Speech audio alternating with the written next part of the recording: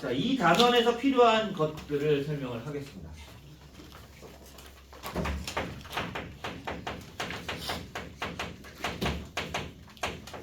자, 일단 몇 개 정리들이 있죠. 이 미분 쪽에 오면 정리들이 있어요.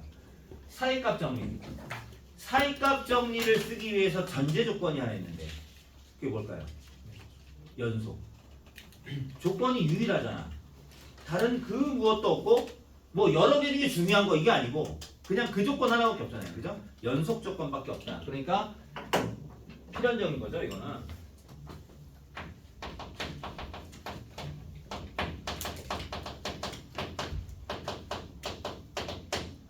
연속 조건이 유일하다? 저건 우리에게 무슨 메시지를 주는 걸까? 서술해라. 풀이할 때. 연속임으로 사이값 정리. 알겠지? 그게 필요한 거야. 이거밖에 없어요. 그래서 문제 풀 때도 다 체크하셔야 돼요. 함수가 연속이라는 사실이 문제에 써 있는가 아니면 그걸 알려주는 식들이 있는가 이걸 다 확인해 보셔야 됩니다. 함부로 사이값 정리 쓰면 안 돼요. 전에도 얘기했지만 사이값 정리, 평균값 정리 이런 문제들을 낼 때 요즘은 어떻게 내냐 하면 어떻게 된다고? 연습이 많이 된 친구들이 깜빡 속게 낸단 말이에요. 딱 봤더니 이거 사이값 정리 쓰면 되겠구나. 이거 평균값 정리 쓰면 되겠구나. 이런 느낌이 딱 드는 모양을 딱 준단 말이야.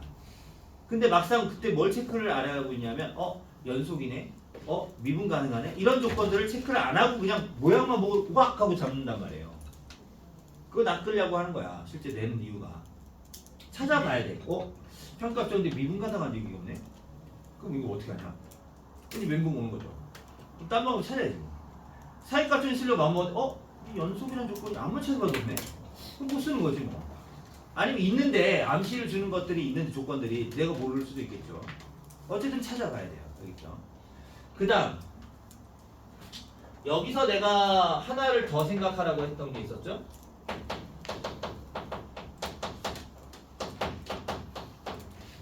볼차례 정리. 단어 기억나죠? 그죠? 사람 이름이죠. 사실 단어라고 하기엔 좀 그렇죠. 사람 이름인데.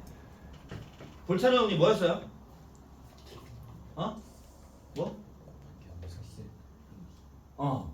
자, 우리가 사이값 정리를 쓰는 환경을 생각해 보면 통상적으로 뭘 해보냐? 어떤 두 값에 대해서 하나가 양수야, 하나가 음수야, 연속해, 맞나? 이렇게 생각하는 거잖아요. 근데 실컷 FA랑 FB를 구해봤는데 부호를 모르겠네? FB 구해봤더니 이것도 부호를 모르겠네? 그러면 여기서 바로 실패! 이래버리고 끝내지 말고 한 단계를 더 나가라 그랬죠, 내가. 일반적으로는 여기 실패라고 생각할 수 있겠지만 한 번 더 하고 이것도 안 되면 실패인 거야. 뭘? 곱해봐라. 각자의 부호는 모르지만 곱하면 부호가 결정되는 경우들이 종종 있더라. 그게 뭐였어요? 이거였어요. 그래서 곱해봤는데 곱해봤더니 뭐가 나와? 음수인 게 확정이 된다. 이런 경우가 있었고 그 전에도 한번 풀어본 적이 있었죠. 그러니까 이거는 각자 보면 모르지만 곱해보면 음수가 되는 경우를 줄 수도 있다. 그러니까 여기서 바로 안 나온다고 포기하지 말고 일단 곱하는 것까지 해봐라. 그러고도 만약에 부호를 진짜 모르겠다. 그러면 이쪽 길이 아닌 거지. 이쪽 길이 아니야. 뭔가 딴 길이야. 아니면 내가 계산을 잘못했거나 뭐 그런 거겠죠. 아시겠죠? 한 번까지는 더 체크하셔야 되겠다. 그게 사이값 정리고 그 다음 두말하면 잔소리죠. 이거 평균값 정리. 지금 이미 우리가 극한 단원을 지나면서도 평균값 정리 몇 번 썼죠? 그죠? 쟤도 진짜 무슨 뭐라고 해야 되나? 저 평균값 정리를 5만 문제에 다 나와요. 진짜 오지랖이 넓은 정리입니다. 정말 많이 나와요. 정말 많이. 자, 여기서는 미분 단원에 한해서 생각을 해보자. 미분 단원에 한해서 우리가 이제 주로 체크해야 될 것들은 이런 거죠. 평균값 정리를 쓰는 타이밍을 생각해야 되는데 몇 가지가 있죠. 첫 번째가 뭐죠? 아까도 한번 나왔는데. 연속? 연속만 꺼내지 평균값 좀 미분해야 되니까. 그 조건 이제 만족한다 치고. 요거. F-F꼴. 아까도 한번 나왔죠. F-F꼴이 나오면 어떤 문제에서는 인테그랄로 갖고 어떤 경우는 평균값 정리로 간다 이거야. 알겠지? 요 꼴이 많이 쓰이는 주로 두 곳이 여기인데 우리에게는 사실은 요것보다 요게 더 많이 쓰여요. 평균값 정리가. 알겠죠? 극한 쪽 가니까 이제 인테그랄까지 생각해 보는 건데 일반적으로는 평균값 정리 제일 많이 써요. 알겠죠? 그러니까 이런 꼴이냐 이런 꼴일 때 의심을 해야 되는 거예요. 의심. 그 다음에는 뭐냐면 전형적인 평값 정리용 문제들이 있는데 그게 뭐겠어요? fx가 없는 경우야.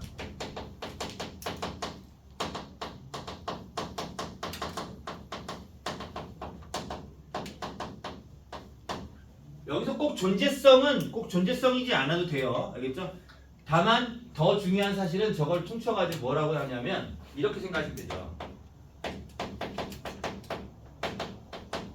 fx가 없는데 프라임 x가 존재해. 이런 문제들이야. 나는 미분을 못하는데 문제 안에는 프라임 x도 있고 투 프라임 x도 있고 이런 것들이 막 있는 거죠. 미분할 방법이 없는데 그런 거. 그런 것들을 생각해 봐야 되는 거죠. 아 이런 꼴인데 문제를 풀 때 내가 여기서 평균값 정리 이용하면 문제 풀릴까? 하고 한번 생각해 봐야 되고요. 그 다음에 fx가 없는데 프라임 x 같은 게 존재하는 문제 조건들이 있고 막 이러면 이거 뭐야? 미분할 수가 없는데 미분을 해야 되네? 또는 미분 조건이 있네? 이런 것들인 거죠. 그럴 때 평균값 정리를 또 생각해 보셔야 된다. 왜? 식 없이도 프라임 값에 대한 결과를 만들어낼 수 있는 게 평균값 정리잖아요. F'C를 그냥 쓰잖아. 니들이 함수 없이도 그냥 등식 만들고 F'C라고 그냥 써버리잖아. 사실은 함수 없어도 쓸 수 있잖아. 그러니까 평균값 정리 생각한다는 거야. 그 다음에는 이제 이런 것들은 주로 이런 걸 생각하셔야 돼요. 자, fx가 있고 프라임 x가 있고 투 프라임 x도 있고 셋 다 있을 수도 있고 투 프라임 x는 없을 수도 있고 이렇지만 얘네들이 어디로 왔다 갔다 하는지 봐야 된다는 거죠. 어디로 왔다 갔다 하느냐. 그러니까 제 조건들이잖아요. 조건들. 이 주어진 정보, 조건 또는 정보. 문제에서 주어진 조건이나 정보야. 어디로 흘러가는가를 확인해 봐야 돼요.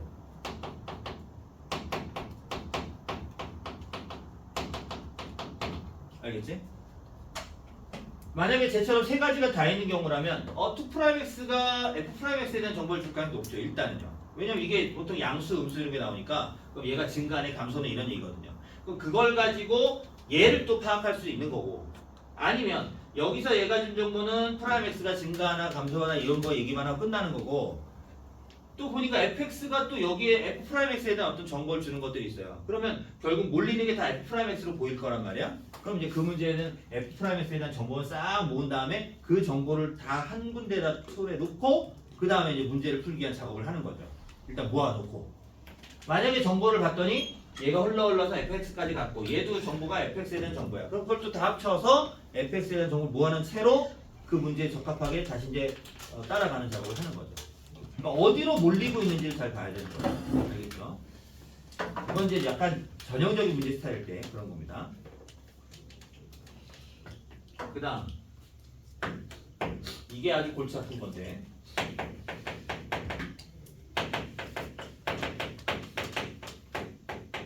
최대 최소 정리예요.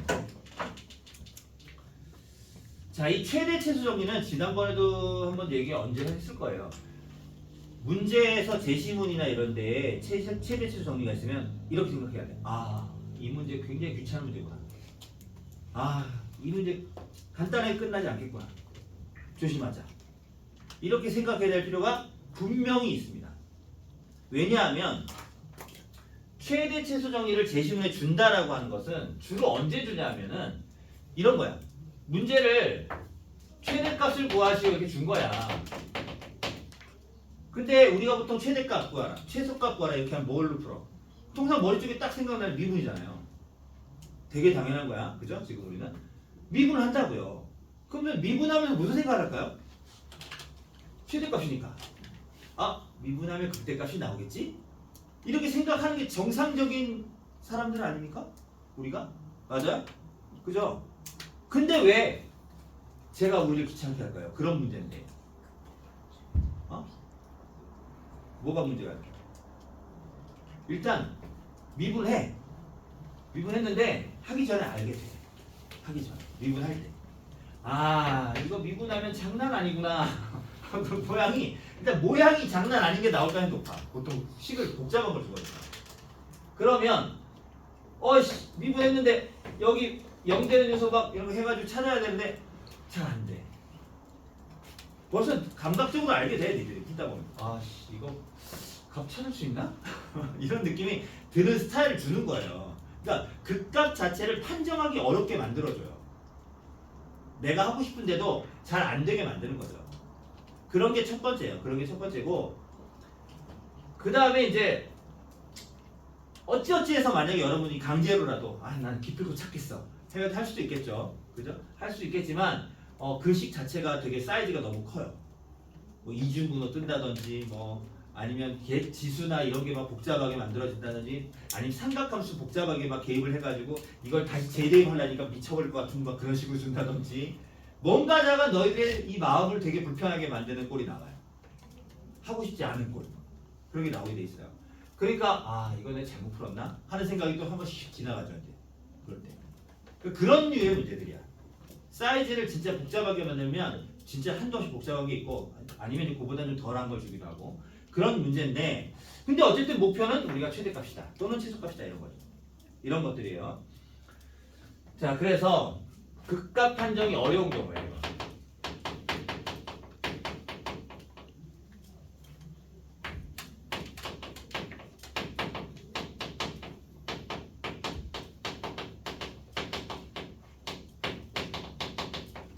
단순하게 극값을 만들기에는 어려운 문제일 가능성이 일단 생기는 겁니다. 아닐 수도 있지만. 그리고 이것을 다른 식으로 표현하면 이런 말이 되는 거예요.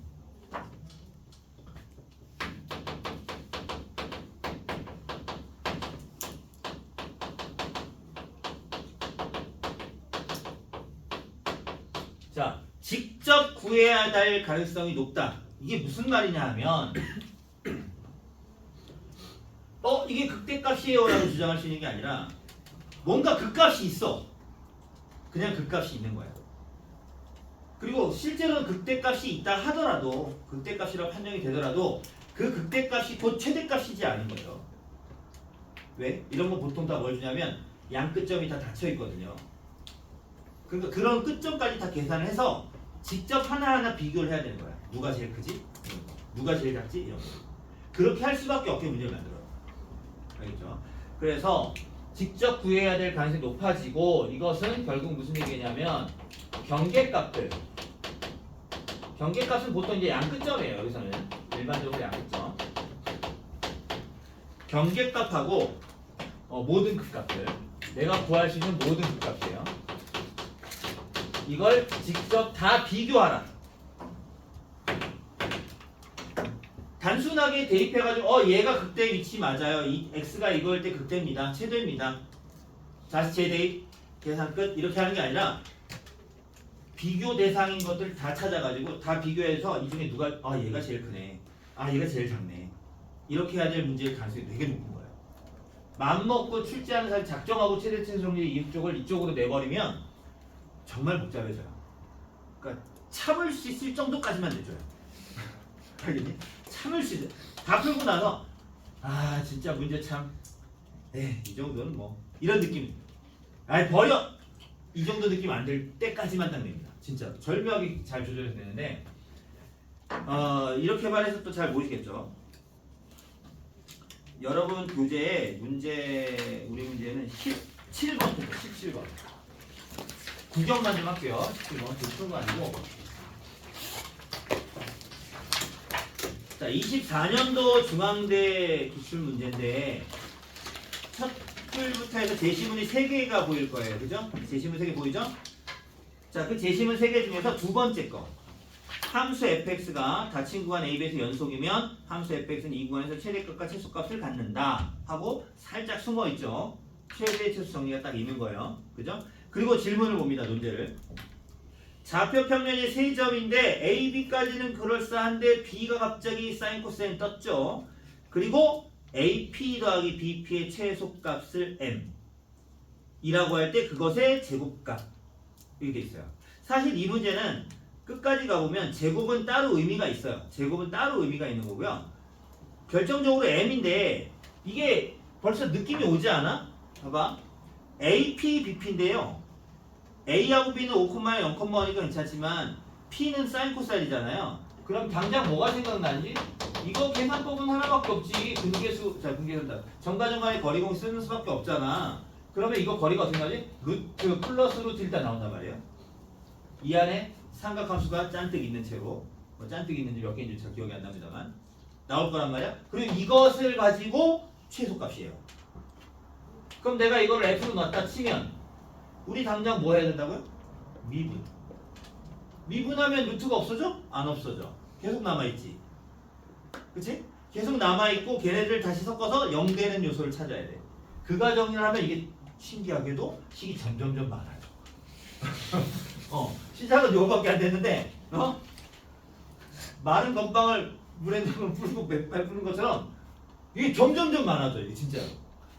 예상치 못하게 많아져요. 점점. 신기해. 엄청 길어져요. 그래서 결국은 나중에 극값이 되는 위치를 찾게 되면 뭐가 나오긴 나와요. 그런데 문제가 또 있어. 이걸 한참 진행을 하면 드디어 뭐가 나왔어. 의미 있는 게 나왔는데 아이고 이걸 또 다시 분석을 해야 돼요. 그냥 끝나지 않습니다. 그래서 결국 뭐라 그러냐면 끝까지 가보면 내가 지금 최소값이죠. 최소값이니까 이게 극소구나 라고 지정 위치를 찾을 수는 있지만 찾을 수 없다 하더라도 찾을 수 있어도 상관없지만 결국 그게 내가 구한 것이 진짜 최소인지를 알려면 뭐가? 양쪽 끝값하고 또 비교를 해봐야 돼. 이게. 여기서 어설프게 쌤 이거는 그래프가 말이죠. 이렇게 생겨요. 라고 어설프게 주장만 하시면 안 돼요. 만약에. 이거 그려보면 이렇게 나오기 때문에 여기 위치가 최소 위치예요. 이런 식으로 주장할 거면 그 그래프를 만들게 된 과정을 잘 보여줘야 됩니다. 내가 개형을 그려서 설명한 거니까 그래프 개형이 나올 수밖에 없는 필연적인 이유를 대줘야 돼. 근데 보통 애들 어떻게 하지? 설명 못하지. 그냥 이렇게 나와요. 이런다니까. 아니 그것 때문에 너희들이 여러 개 요소 중에 하나를 찝어서 답을 낸다고 하는 건데 그게 그려지는 이유를 명확히 돼야 될 거 아니에요. 그래프 그려지는 거예요. 그렇죠? 그래서 쉽지 않아요. 그래서 사실상 최대치 정리는 일반적으로는 학생들 괴롭히는 문제입니다. 쉽게 탁 나와야 되는데 안 나오는 거죠. 그렇죠? 자, 돌아오시고요. 그 다음에 자, 네 번째는 뭐 너무 흔한 거, 우리 잘 알고 있는 거. 함수의 증가와 감소에 대한 얘기죠. 이건 다 아시죠? 두 가지 다 있어요. x1하고 x2의 대소가 나왔을 때 fx1과 fx2가 비교했을 때 그대로 유지가 되느냐 반대로 가느냐에 따라서 증가냐 감소냐를 결정할 수 있고 또 하나는 뭐죠? 미분을 하는 거죠. 미분을 했을 때 0보다 크냐 작으냐를 따져서 함수의 증가와 감소를 따지게 되죠. 맞죠? 잘 알고 계신 건데 이걸 하고 나면 그 다음에 나오는 게 우리한테 매우 중요한 이거죠.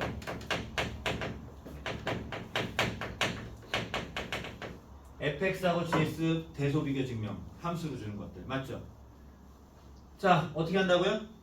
식을 하나로 합쳐서 이거 진짜 설명 많이 하고 있죠 내가 그죠? 0보다 큰지 확인해 보자. 그러면 미분을 해야 되고 미분을 하면 결과가 몇 개? 세 가지가 나온다고 했습니다. 맞죠? 가장 평범한 결론이 뭐죠? 난 0보다 큰 걸로 했으니까 0보다 얘가 커서 hx가 증가함수인 걸 알게 되는 거고 그렇기 때문에 이제 다 x 0보다 큰 걸로 했을 때 그러면 hx가 h 0보다 크게 될 거고 근데 이때 h형이 0 같은 게 나와주면 깔끔하게 잘 끝나는 거고요. 그죠? 그게 아니라면 뭘까요? 0보다 큰 걸 하고 있으니까 x는 뭐 알파 같은 데서 극소 같은 게 나오겠죠. 극소가 나왔다는 건 최소가 등장했다는 얘기이기 때문에 hx가 h알파 이상인데 원래 문제 등호가 있었으면 상관없고요. 근데 등호가 없는데 등호가 있다 하면 일반적으로는 여기서 결과가 얘가 0이 안 나오죠. 양수가 나오죠. 예를 들어서 원래 여기 등호가 있었잖아. 여기 등호가 있잖아. 그럼 그런 경우에 여기도 0 나와. 다 알면서 만드는 거야 숫자를. 이렇게. 그럼 양수가 나오면 0보다 크니까 증명이 완료되겠죠. 맞아. 나머지는 뭐였어요? 세 번째 뭐였어? 그렇지 반대. h'x가 예상외로 0보다 작은 게 나와서 hx가 감소로 떠버리는 경우죠. 이 경우는 어떻게 하라 그랬죠? 위아래 다 똑같죠? 이게 틀린 건 아니잖아요. 증명하라고 했는데 문제가 틀렸어요. 이럴 수는 없잖아요. 그죠? 그건 나중 일이고 그 진짜 오류 문제 있겠지만 이건 그게 아니고 이건 증명을 해야 되죠. 근데 우리가 한 것도 맞아. 그치? 근데 감소를 할? 그런데 0보다 커. 그럼 이거밖에 없잖아. 이렇게 돼야지. 그죠? 만약에 문제를 내가 반대로 했다면 이렇게 나왔겠죠. 여기서 이게 다 반대로 나와야 되니까 증가하면서 나오겠죠. 음수로. 이게 만족을 하려면은 뭐가 성립해야 돼요? 여기서 무한으로 갈 때 0으로 나와야겠죠. 그죠? 그러니까 여기에 추가되는 요소가 바로 이거죠. 리미트 x를 무한으로 보낼 때 hx 자신이 0으로 가주는 게 확정이 돼주면 이 꼴이 되는구나, 0보다 크구나 이렇게 결론이 나올 수 있다는 거죠. 맞죠? 그래서 이렇게 얘기했었죠. 위에 두 가지는 평범한 내용이죠. 사실은 문제 풀 때 쓰는 거고 이건 아예 문제로 내준다. 문제로. 얘 마지막 파트는 문제로 좀 내고 있다. 맞죠? 기억하셔야 되고요. 그 다음에 마지막이 뭐냐면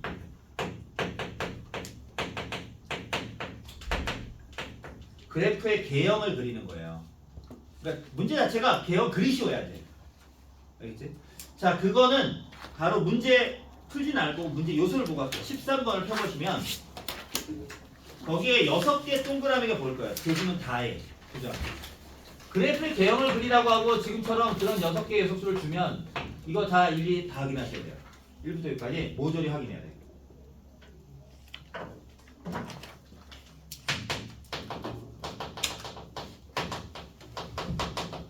자, 볼게요. 그래프 개형을 그리는 문제는 두 가지 문제가 있어요. 하나는 지금 너희들 보는 제시문 다 같은 걸 주는 문제와 안 주는 문제입니다. 알겠죠? 안 주는 문제는 어떻게 해야 돼? 내가 알아서 하는 거야. 내가 알아서 미분하고 다 상황 생각해가지고 다 한 다음에 그 다음에 거기 그림 그려놓고 필요한 점들 다 체크하고 하는 거야. 하지만 그걸 하게 된다는 것은 사실 이걸 안 줬어도 이 내용을 다 아는 거예요. 사실. 이 안에 있는 1번부터 6번까지 내용을 다 아는 거예요. 무슨 말인지 알겠죠? 다만 보통 그런 걸 잘 안 하죠. 1번에 요소에 있는 거 정의역 이런 거 잘 안 써요. 내가 알아서 할 때는 이건 뭐 x의 정의역이 어떻게 된다 이런 건 잘 안 써요.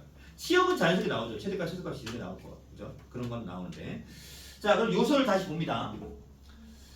동그라미 1번에 정의역과 치역이죠? 이거는 써주는 순간, 즉 제시문을 주는 순간 그대로 순서대로 하나씩 다 하셔야 되는 게 룰이에요. 알겠죠? 즉 정의역 써야 돼. 있는데요? 써. 있다고 안 써? 그런 게 아니야. 이거 맞춰가지고 일부러 친절하게 내가 이 문제를 풀 수 있는 방법을 다 보여줬는데 안 쓰냐? 이렇게 된단 말이에요. 그리고 6개나 줬잖아요. 1번부터 6번까지 있는데 이 중에 어떤 거는 해당이 안 되는 것들도 있어요. 예를 들면 주로 뭐 3번 같은 거. 대칭성과 주기. 그래프가 대칭성도 없고 주기도 없는 그래프인 거야. 그럼 무시하면 되죠. 그럼 3번 항목이 없는 거예요. 그럼 5개를 줄겠네. 그지? 맞지? 이런 문제를 내잖아요. 어떻게 될까요? 그럼 1번부터 5번까지 있는 건데 체크 안 한 거 하나당 점수 깎아요. 야, 내가 1번 이거 하라고 했는데 5개 하라고 했는데 왜 안 했냐? 점수 깎는다니까? 하나씩 다 깎아요. 이거 요소별로. 안 주고 하는 문제는 전체적으로 깎죠. 전체적으로 요거 있었는데 이런 거 안 했네. 이렇게 깎는 거고 이거는 하나씩 항목별로 전부 다 있어요. 똑같은 n분의 1 점수야. 알겠냐?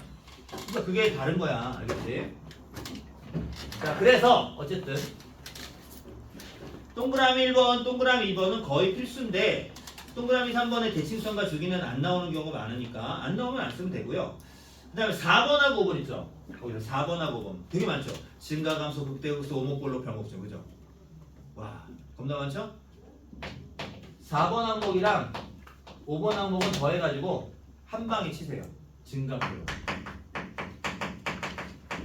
증가표 하나 그리면 끝이야. 알겠지? 증가표 그리면 돼.